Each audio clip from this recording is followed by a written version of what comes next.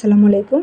ছাদ বাগানের পরিচর্যার ক্ষেত্রে আমরা কিন্তু সবচাইতে বেশি জৈব সার ব্যবহার করে থাকি। জৈব সারের ব্যবহারের উপকারিতা অনেক, যা বলে শেষ করা যাবে না।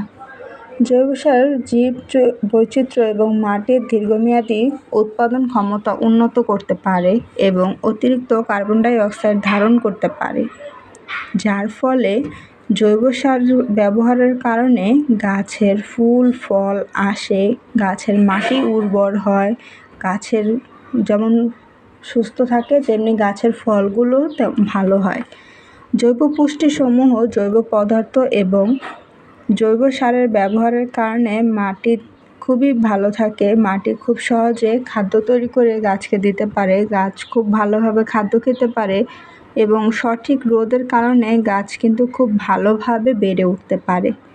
জৈব সারের যেমন উপকারিতা রয়েছে তেমনি অসুবিধাও রয়েছে।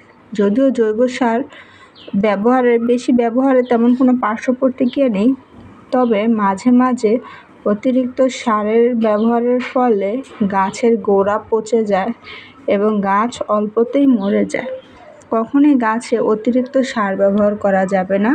সার ব্যবহারের পূর্বে গাছের মাটিগুলো কিছুটা আলগা করে গাছের থেকে কিছুটা দূরে জৈব সারটি ব্যবহার করতে হবে এবং প্রয়োজনের বেশি পানি ব্যবহার করা যাবে না।